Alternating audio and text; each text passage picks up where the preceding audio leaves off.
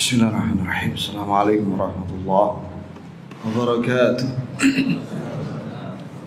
Innal hamdalillah nahmaduhu wa nasta'inuhu wa nastaghfiruh wa nastahdihi wa natubu ilayh. Wa na'udzu billahi min shururi anfusina wa sayyiati a'malina.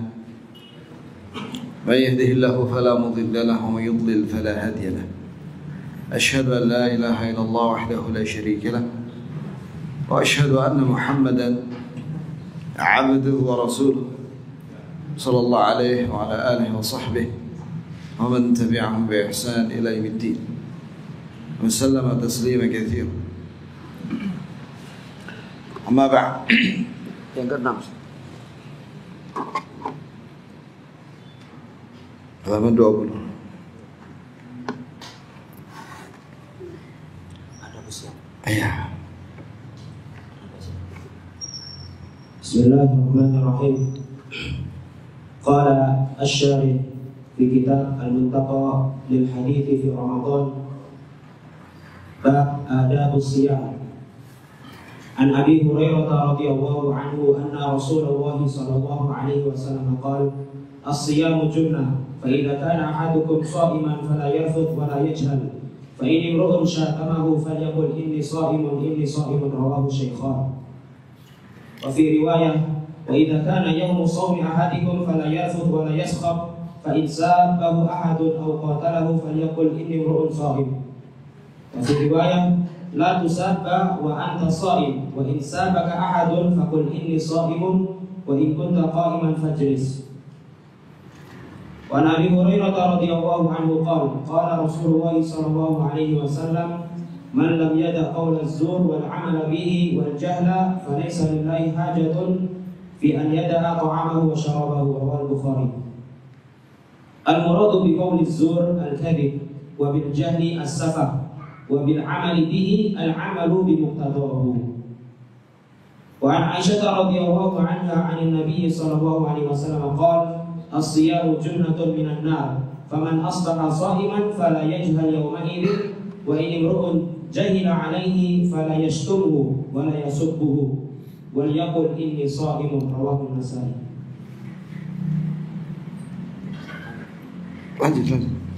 وعن أبي هريرة رضي الله عنه أنه كان وأصحابه إذا صاموا قعدوا في المسجد وقالوا نطهر صيامنا.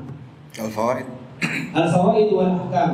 الأول أن الصيام سبب للوقاية من النار لأن فيه كفا عن الشهوات والنار حفت بالشهوات. الثاني تحريم الرفث على الصائم والرفث هو الكلام الفاحش ويطلق على الجماع ومقدماته وكل ذلك ينهى عن الصائم إلا القبلة والمباشرة لمن يملك شهوته.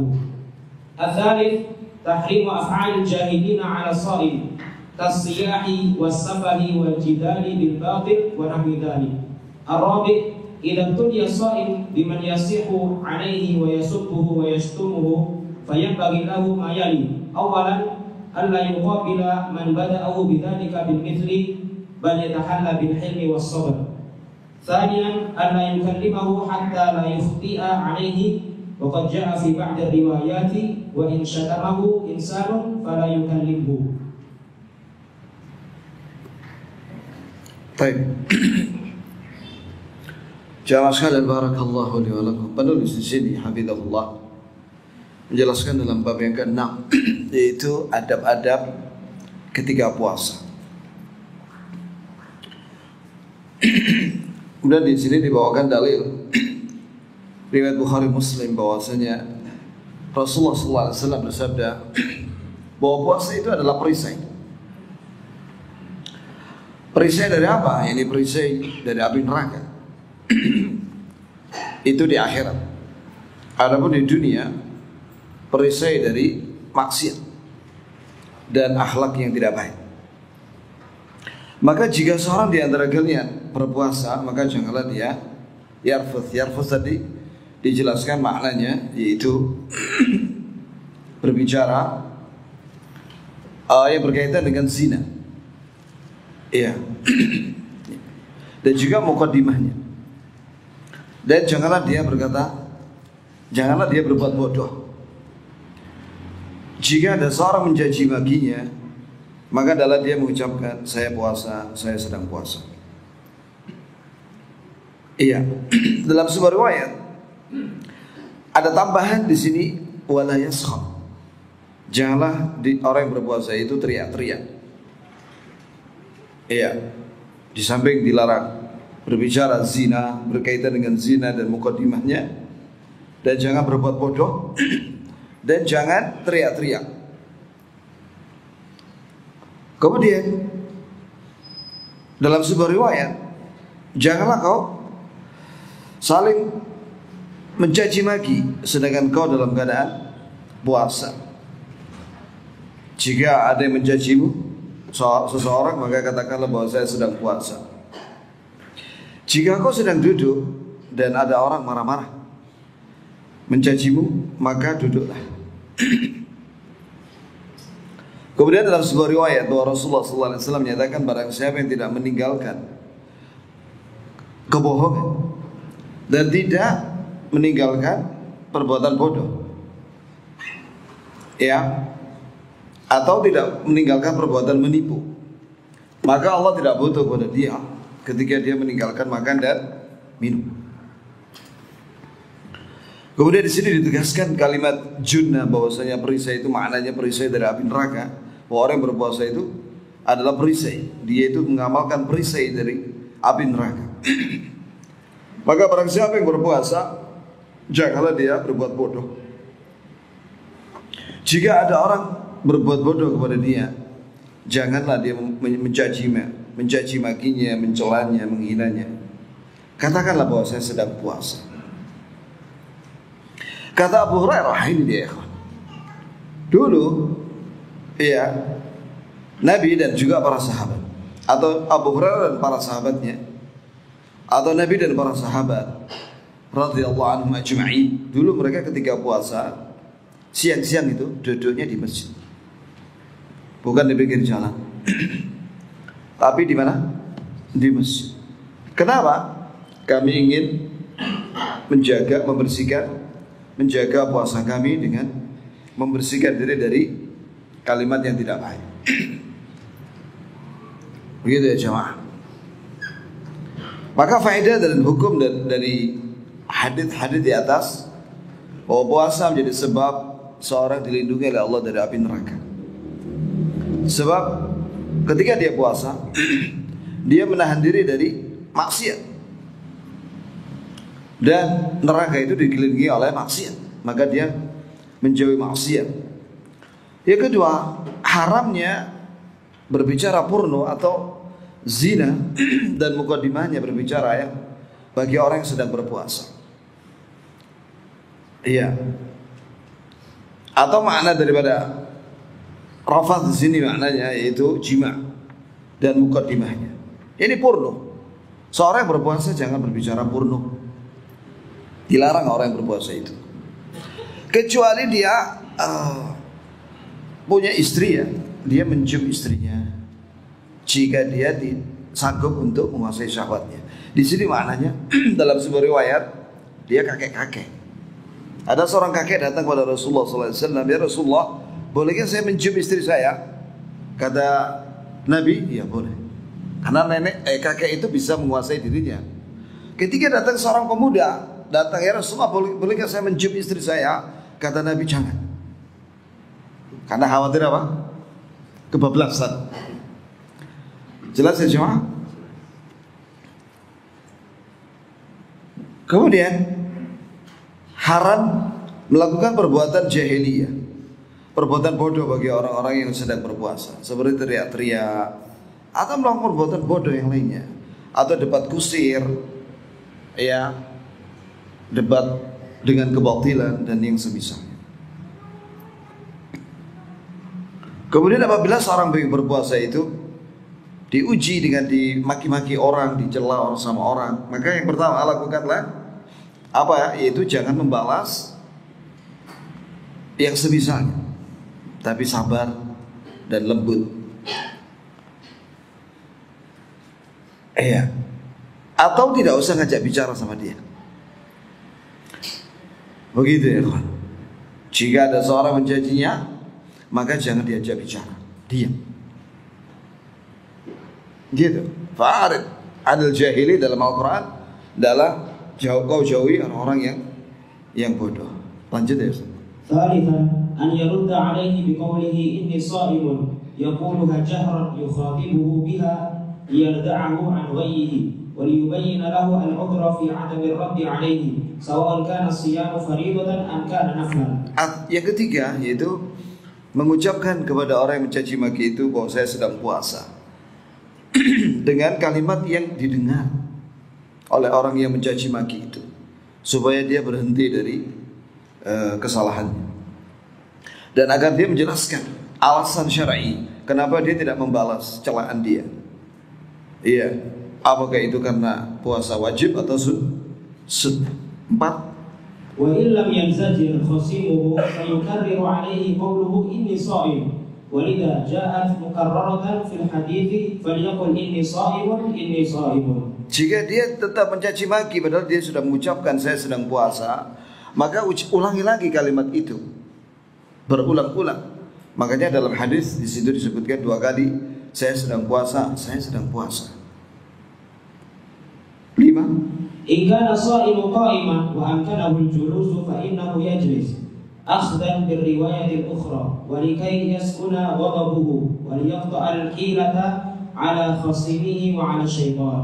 Orang yang berpuasa ketika dia dimaki-maki orang, maka kalau ketika dia berdiri adalah dia duduk sebagaimana tadi riwayatnya, dan supaya marahnya berkurang bahkan bisa hilang. Kemudian supaya dia memutus tipu daya musuhnya itu dan tipu daya syaitan.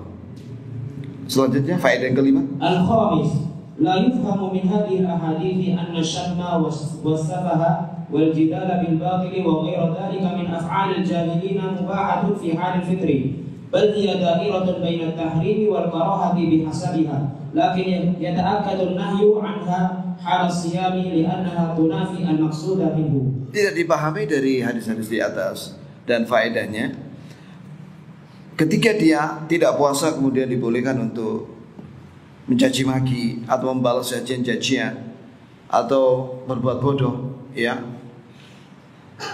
tidak menjadi mubah yang seperti itu ketika dia tidak berpuasa. Bahkan hukumnya bisa masuk ke dalam haram atau makruh. Tapi larangan ini semakin kuat, yakni mencaci maki dan membalas ketika dia sedang puasa. Sebab ini bertentangan dengan maksud daripada syariat. Disyariatkan puasa adalah begini, maksud daripada syariat puasa ya kawan, bahwa jangankan yang haram, yang mubah itu dijauhi oleh orang yang berpuasa itu, iya kan? Dia meninggalkan makan, minum dan jima, padahal itu mubah di luar Ramadan. Bahkan di malam Ramadan itu mubah. Ketika dia meninggalkan yang halal, yang mubah, taqarruban ila Allah, dalam rangka mendekatkan diri kepada Allah, apalagi maksiat dan dosa, tentunya dia lebih utama untuk meninggalkannya. Yang makan minum aja dia tinggalkan, apalagi yang haram, gitu loh maksudnya ya kawan. Itulah hikmah daripada puasa, melatih kita untuk meninggalkan dosa-dosa. Lanjut. As-sadis, 'idhamu syari'ati al-islamiyyati wa syumuliyatuha wa tarbiyatuha li atba'iha 'ala makarimil akhlaqi wa bayanu kayfiyati ta'amuli ma'al jahilin. Alhamdulillahilladzi syara'aha wa hadana laha. Betapa agungnya syariat Islam dan menyeluruh dan mendidik kaum muslimin, ya, dan pengikutnya, pengikut syariat ini kepada akhlak yang mulia, makarimul akhlak. Kemudian juga penjelasan bagaimana bergaul dengan orang bodoh. Ya, alhamdulillah, segala puji bagi Allah yang telah beri syariat ini dan beri hidayah kita kepada akhlak yang baik. Ya, kawan, di sini ada kalimat kaifiyat ta'amul ma'al jahilin. Ini penting sekali ya, kawan. Bahwa ada kelompok manusia itu yang bodoh, dan dia ini dimanfaatkan oleh syaitan untuk apa? Menghalangi dakwah. Maka cara yang terbaik adalah a'rid 'anil jahili. Berpalinglah dari orang bodoh. Sebagaimana yang sudah saya sampaikan bahwa syaitan akan menggoda manusia kepada 6 hal. Yaitu yang pertama kekafiran atau kesyirikan, yang kedua bid'ah, yang ketiga dosa besar, yang keempat dosa kecil, yang kelima dia disuruh untuk melakukan perkara yang mubah yang berlebih-lebihan, yang tidak ada pahalanya. Yang keenam disuruh untuk melakukan perkara yang kurang afdol, untuk meninggalkan perbuatan yang afdol. Nah, kalau 6 hal itu ditolak sama seorang muslim itu, maka syaitan akan memprovokasi orang-orang ahlul bid'ah dan orang bodoh untuk menghalangi orang mukmin itu. Allah musta'an. Lanjut. As-sabi' idza hujima as-sa'imu mimman yuridu al-i'tida' 'alayhi bil yadi darban aw qatlan fa hukmuhu hukmu as-sa'im yadfa'uhu bil akhaffi fal akhaff وليس الصائم منهيا عن رد هذا النوع من الاعتداء عليه. Nah, di sini ada faedah penting. Tapi apabila ada seorang yang berpuasa diserang secara fisik, dipukul, bahkan dia angkat senjata orang itu, maka di sini berlaku hukum membela diri ketika berhadapan dengan pelaku kriminal, yaitu membalasnya dengan yang paling ringan. Kemudian setelah itu, misalnya antum jago bela diri ya kan, so menguasai sambo, menguasai jujitsu, menguasai gulat, dan musuh antum kerempeng, tapi ngelama, ya apa caranya? Terus dia main tangan, selentiin deh, mari selesai udah, iya kan? Seletik itu semari bisa. Kan begitu ya kan? Gak perlu di TKO, gak perlu ya. Diseletik seperti bisa. Kalau sudah diselentik seperti dibentak aja takut. Sudah gak usah dibikin keok ya. Sudah biar dia pergi sudah. Begitulah ya kan. Lanjut. Al-thamin anna shaum al-maqbula haqqan huwa shaumul jawarihi 'anil atham wal lisani 'anil kadhib wal fuhsh. والبطن عن الطعام والشراب والفرج عن الرفث ومباشرة النساء. Sahih. Ini faedah yang ke-8, bahwa puasa yang diterima secara penuh oleh Allah Azza wa Jalla, bukan hanya sekedar menahan diri dari pembatal puasa, tapi menjaga anggota badan dari dosa, kemudian menjaga lisan dari bohong dan ucapan porno, dan menjaga perut tentunya dari makan dan minum tentunya sudah, dan menjaga kemaluan dari zina dan mukadimahnya. Begitu ya kawan, baik offline atau online, semuanya dijauhi itu. Lanjut. At-tasi' jumhurul ulama ala anna man waqa'a fil ghibah aw qawli zur aw al-jahli fala yuftiru bidzalika lakin yanqusu ajru siyamihi wa ya'thamu bi irtikabi hadhihi al-muharramat. Mayoritas para ulama berpandangan bahwa barang siapa yang jatuh ke dalam dosa-dosa seperti ghibah atau bohong atau melakukan kebodohan, itu tidak batal puasanya, tapi berkurang pahalanya, dan dia berdosa karena melakukan yang haram. Sebagaimana sabda Rasulullah sallallahu alaihi wasallam, "Man lam yada' qawl az-zur wal 'amal bih falaysa lillahi hajah fi ayyata ta'amu wa syarabah." Siapa yang tidak meninggalkan ucapan bohong dan perbuatan menipu, maka Allah tidak butuh kepada dia ketika dia meninggalkan makan dan minum. Ini berkurang pahalanya. Lanjut. Al-ashir fi hadha al-hadith dalilun ala anna al-gharad min ijab as-sawm laysa nafs al-ju'i wal-dham'i bal ma yadfa'uhu min kasri shahwa wa idfa'i thadirati al-ghadab wa qam'i an-nafs al-ammarah bis-su' wa tadwi'iha lin-nafs al-mutma'innah fa idza lam yatahaqqaq dhalika bis-sawm fa wujudu as-sawmi ka'adamihi li'adami ta'thirihi fi nafsi sahibihi. Berdasarkan hadis-hadis di atas menunjukkan bahwa tujuan disyariatkan puasa itu bukan sekedar lapar dan haus. Iya, jadi Allah tidak Ketika mensyariatkan puasa ini bukan untuk menyiksa manusia dengan kelaparan dan kehausan, bukan. Iya. Dan bukan sekedar orang itu meninggalkan makan dan minum, tapi yang tujuan daripada syariat puasa adalah agar supaya dia menahan diri dari syahwat, yaitu maksiat. Kemudian memadamkan kebiasaan temperamen itu, emosional. Iya. Begitu ya, kawan. Kemudian juga menundukkan hawa nafsu yang selalu mengajak kepada keburukan dan mendidik atau mengarahkan nafsunya kepada jiwa yang tenang, nafsu yang tenang, mutmainnah. Kalau seorang tidak ada pada dia hal semacam ini, ya sama saja dia puasa atau tidak, suka marah, kemudian suka melampiaskan emosinya, kemudian juga apalagi maksiat dengan mata, dengan tangan, dengan kaki, dengan telinga, dengan lisan, maka sama saja dia puasa. Adanya puasa dan tidak ada puasa sama saja baginya, karena nggak ngaruh dengan perilakunya.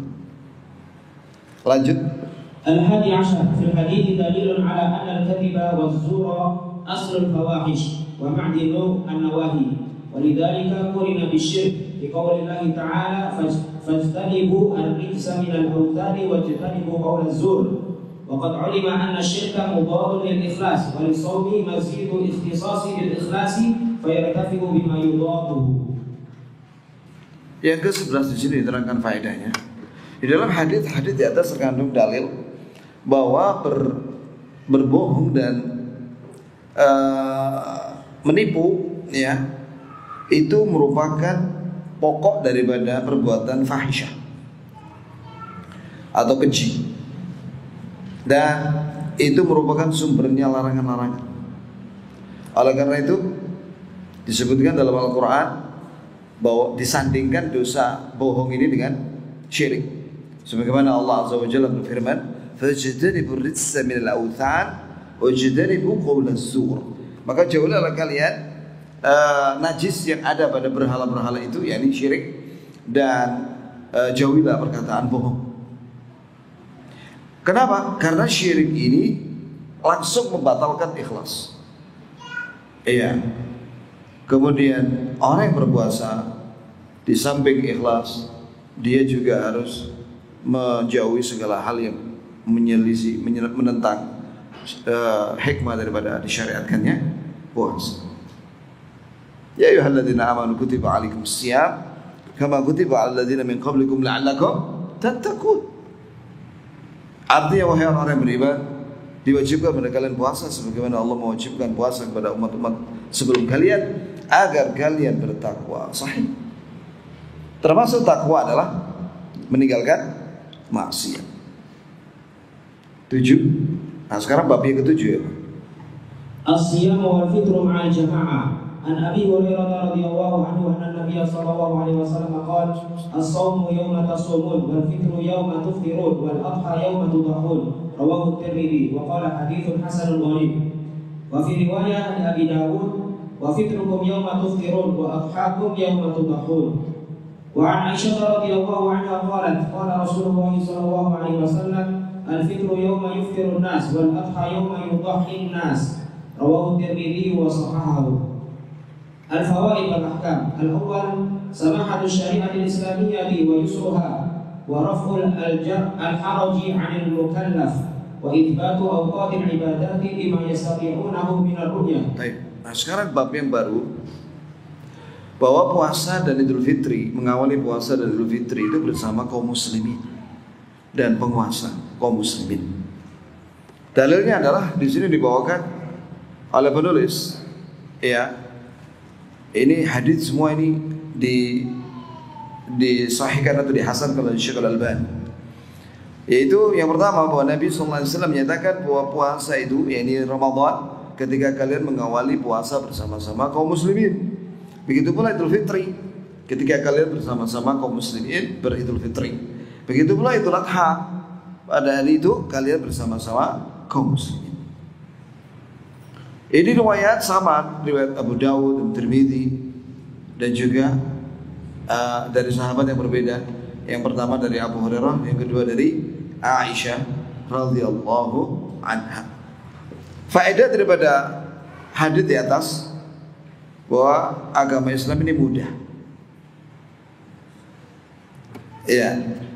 Dan prinsip dalam Islam raf'ul haraj.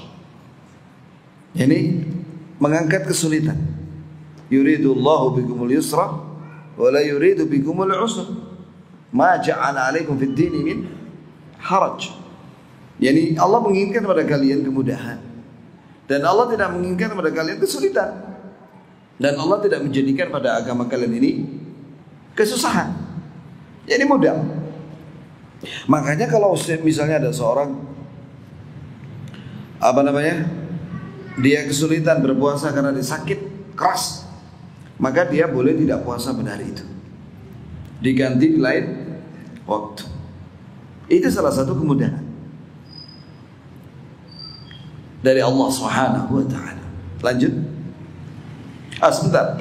Dan menetapkan waktu-waktu ibadah dengan apa yang mereka mampu dari ru'yah. Ini melihat. Iya.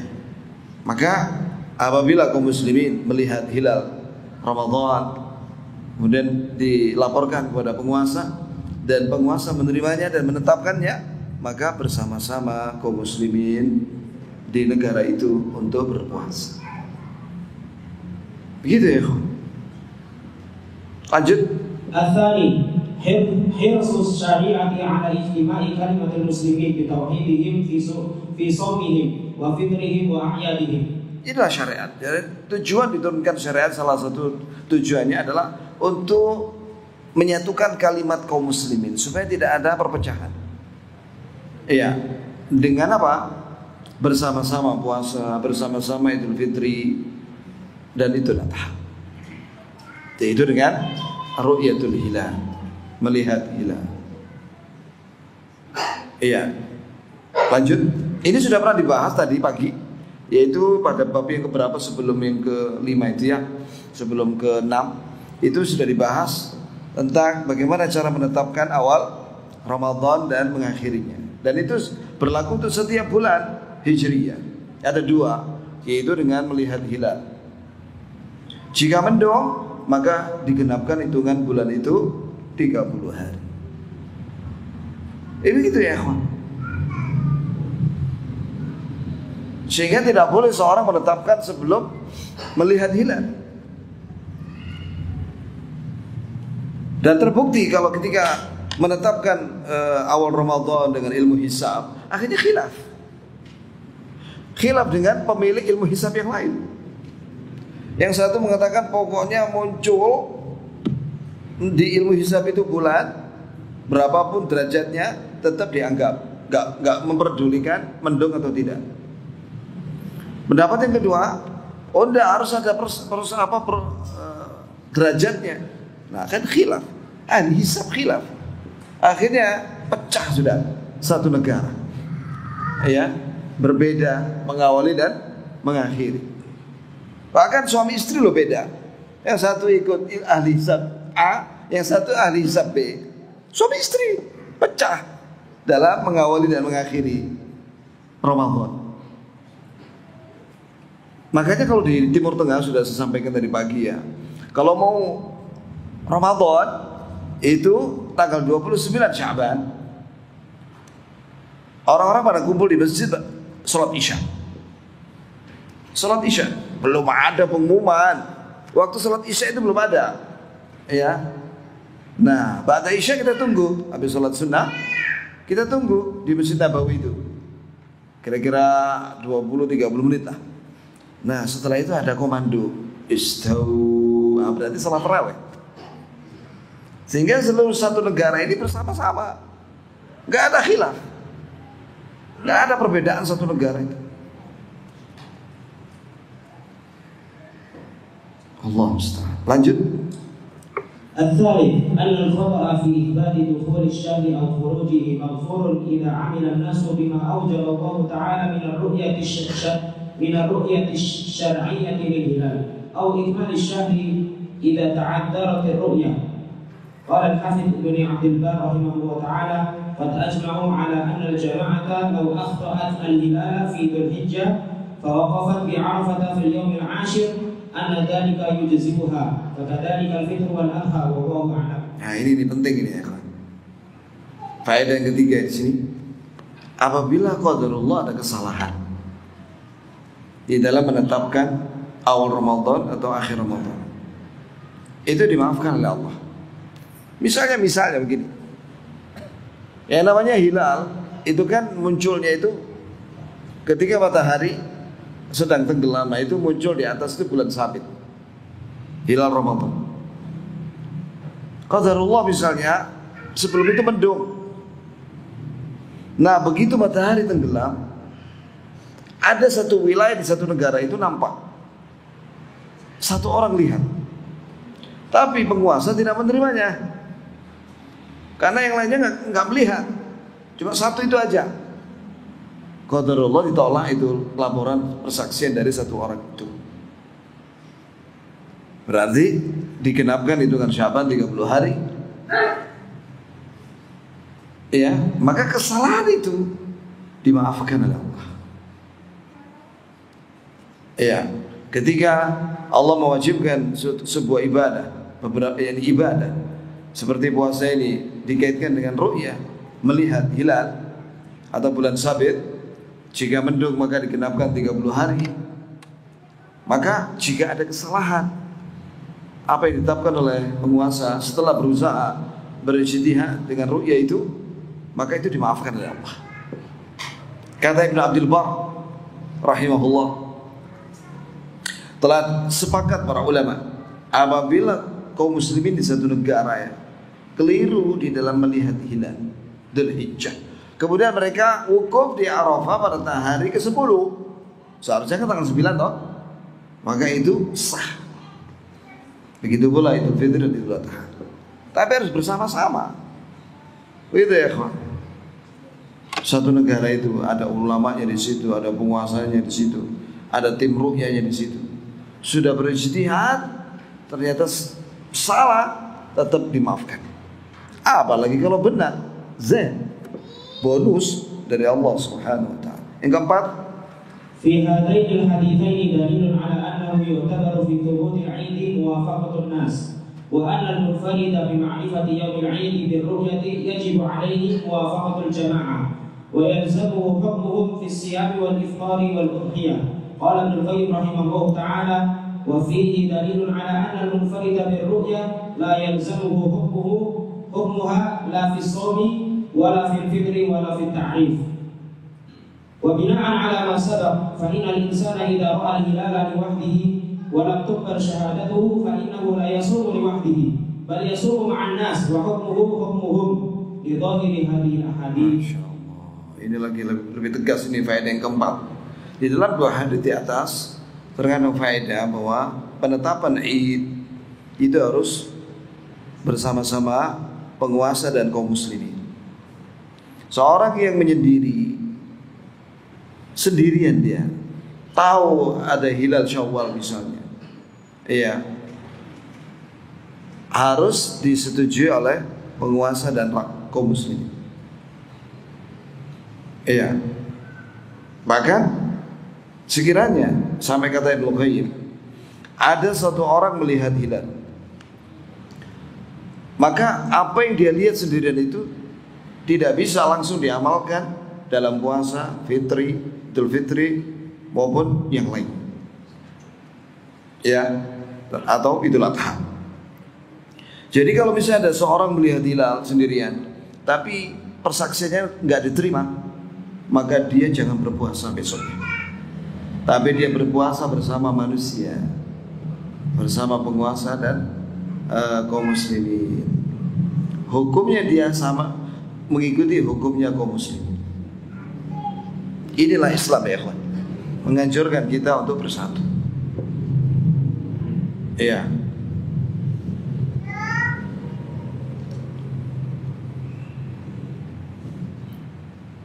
Lanjut ya Ustaz. Sekarang bab yang ke-9. Tasi'an ightisalu as-sa'imi wa tabarrudihi. An Aisyah radhiyallahu anha qalat kana Rasulullah sallallahu alaihi wasallam yusbihu junuban thumma yaghtasil thumma yaqdu ila al-masjid wa ra'suhu yaqturu thumma yasumu dhalika al-yawm. Rawahu Ahmad. Sebentar ya, kawan. Di sini ada tambahan mengenai saksi ya yang melihat hilal. Tadi disebutkan tentang Id. Karena ada sebagian orang pengen dan Idul Fitri, maka dia berpura-pura melihat hilal Syawal, padahal nggak lihat. Kenapa? Karena dia pengen segera Id. Dia merasa berat dengan puasa, maka dia lapor kepada penguasa. Saya lihat Pak, di mana? Di rumah. Di rumah mana itu? Itu di rumah itu. Padahal tidak ada sekitarnya itu di kota itu yang melihat hilal Syawal. Nggak diterima sama penguasa karena dilihat ini orang rotok nakal gitu, ya kan? Nggak dipercaya juga. Makanya para ulama beri syarat yang melihat menyaksikan hilal Syawal itu minimal 2 orang yang terpercaya, yang aman. Sebab kalau walaupun 2 orang atau 3 orang tapi semuanya ahlu teler semua, wah bahaya. Tukang mabuk semua yang lihat. Saya lihat Pak, sambil mabuk, wah kotor.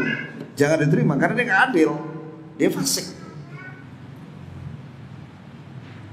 Itulah mengapa kadang-kadang persaksian hilal itu ditolak. Makanya ada tim ru'yah. Maka penting tim ru'yah ini diawasi oleh Menteri Agama. Mudah-mudahan Allah berikan taufik hidayah kepada Menteri Agama kita dan penguasa kita untuk benar dalam menentukan awal dan akhir Ramadan. Amin ya rabbal alamin. Yang ke-9, wa an Abi Bakr ibn Abdurrahman an ba'di ashabin Nabi sallallahu alaihi wasallam qala laqad ra'aytu Rasulullah sallallahu alaihi wasallam bil 'arji yasubbu 'ala ra'sihi al-ma' wa huwa sha'imun min al-'atash aw min al-har. Rawahu Abu Dawud. Qala al-Bukhari rahimahullah ta'ala balla ibnu Umar radhiyallahu anhuma thawban fa alqahu alayhi wa huwa sha'im wa dakhara asy-Sya'bi al-hammama wa huwa sha'im. Wa qala Ibnu Abbas radhiyallahu anhuma la ba'sa an yatata'ama al-qidra aw asy-syai' aw syai'a. Wa qala Al-Hasan rahimahullah ta'ala la ba'sa bil madmada wa tabarrudi bis-sha'im. Wa qala Ibnu Mas'ud radhiyallahu anhu idza kana shawma ahadikum falyusbih dahinan mutarajjilan. وقال أنس رضي الله عنه إن لي أبزنا أتقحم فيه وأنا صائم والأبزن الحوض الصغير يوضع فيه الماء وهي كلمة فارسية. الفوائد والأحكام. الأول أنه يجوز للصائم أن يخفف الحر والعطش بصب الماء على بعض بدنه أو كله سواء كان ذلك في غسل واجب أو مندوب أو مباح. Sudah azan dulu ya. Bab yang ke-9 ya kawan, tentang bahwa orang berpuasa itu boleh mandi di siang hari ketika puasa. Mandi junub ketika subuh itu, walaupun sudah adzan. Ya.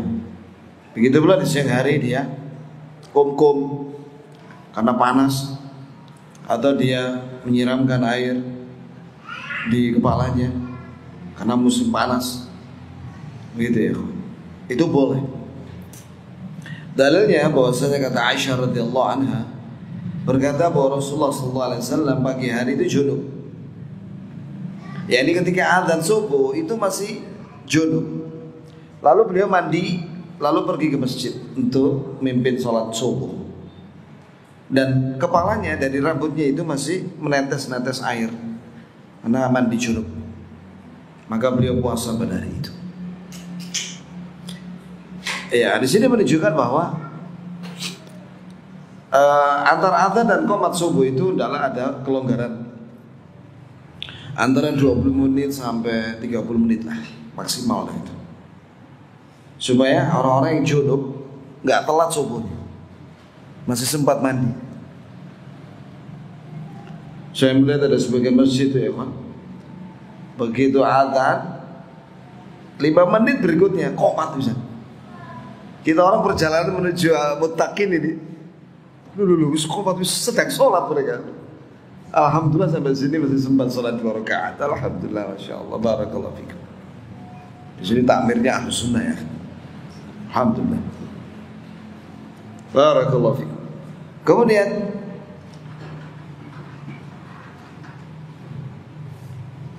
iya, di sini juga ada riwayat dari sebagian sahabat Nabi SAW.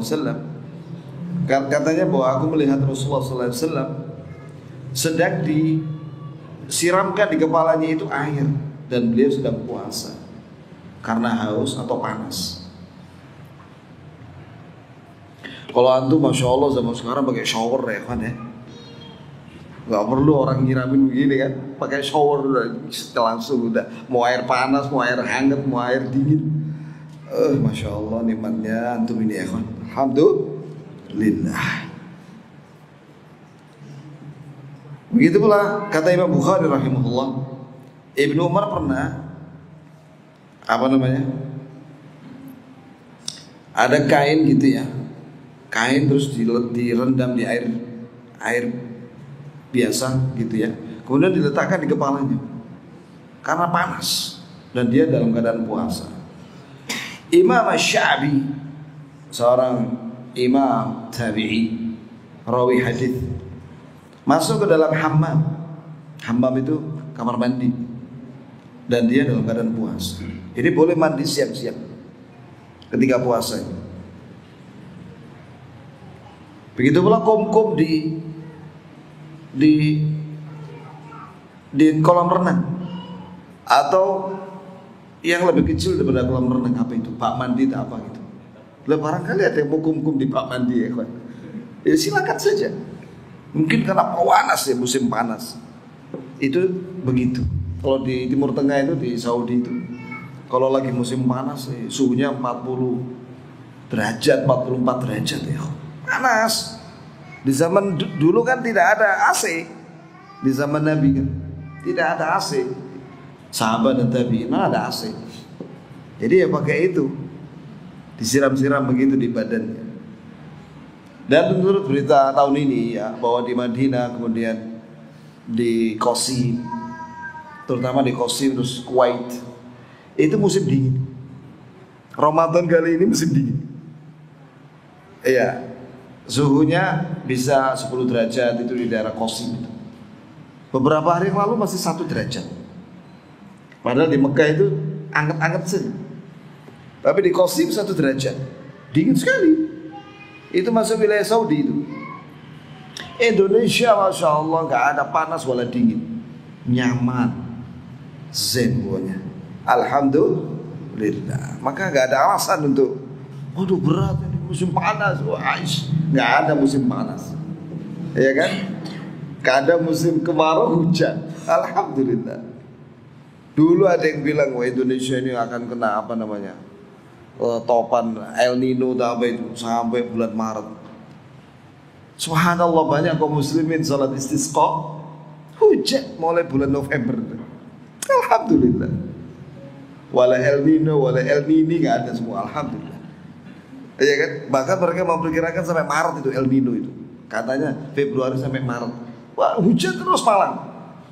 Alhamdulillah, hilang udah dengan sholat istisqa. Begitu ya, dan sholat istisqa ini sunnah yang harus kita hidupkan. Ya, yang sampai di sini ya, kawan. Insya Allah kita sambung kapan ya, akhi? Yang ketiga kapan? Sabtu ya. Insya Allah. Baik, subhanallah. Apa ada pertanyaan ya, kawan? Barangkali ada yang mau bertanya. Ya. Waktu istiadah tentang puasa karena melahirkan dan menyusui, saya bayarnya pakai video. Terus sekarang setelah tahu bahwa wanita yang punya utang karena menyusui dan melahirkan itu kan harus qadha. Terus bagaimana sih kalau sudah terlanjur fidyah? Jadi begini, pengalaman kita orang ya, kalau ke dokter spesialis kandungan itu.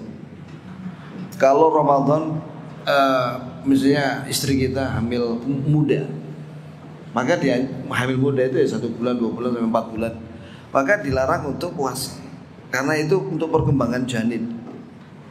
Tapi kalau sudah misalnya mau masuk Ramadan pada bulan ke-6 kehamilan, malah dianjurkan puasa supaya janinnya nggak terlalu gemuk. Sebab kalau terlalu gemuk nanti sesar. Paham ya? Nah, begitu pula menyusui. Jika masih ASI eksklusif 6 bulan, karena si bayi itu menyusu terus selama 6 bulan, maka jangan puasa ibunya. Ya, tapi kalau sudah lewat 6 bulan, anak itu wis makan gedang segala macam ya kan, sama ASI, maka boleh ibunya itu puasa. Nah, ini kadang nggak diketahui banyak ibu-ibu. Jadi dicek ketika Ramadan kemarin itu apakah dalam kondisi dia nggak sanggup puasa atau tidak berdasarkan medis tadi itu. Kemudian sekarang sanggup nggak? Maka harus dihitung lagi. Nah, kalau sudah mepet begini nggak sempat lagi sudah, iya kan? Nggak sempat lagi sudah, ini waktunya sebentar lagi. Idul Fitri apa? Awal Ramadan, maka bayar fidyah. Bayarlah fidyah, kenyangkan itu 30 orang miskin sekali makan. Kasih nasi kotak, lengkap ada buah-buahannya, ada minumannya. 1 orang 1 nasi kotak. Jumlahnya 30. Udah, semoga dimaafkan oleh Allah. Jelas ya jemaah? Barakallahu lana wa lakum. Enggak ada lagi kalau sudah lewat ini Ramadan, sudah habis sudah waktunya. Tidak bisa lagi qadha setelah itu. Karena sudah lewat. Waktunya sudah menyempit. Maka segera bayar fidyah. Bagi yang kemarin-kemarin punya puasa qadha jumlahnya sampai 29 hari, 30 hari. Wah, bayar fidyah aja. Ya, beli nasi kotak 30, ya, nasi padang dan nasi apa, rames apa gitu ya. Kemudian bagikan kepada 30 orang miskin. Selesai sudah. Semoga diampuni oleh Allah. Subhanakallahumma bihamdik, asyhadu an la ilaha illa anta, astaghfiruka wa atubu ilaik.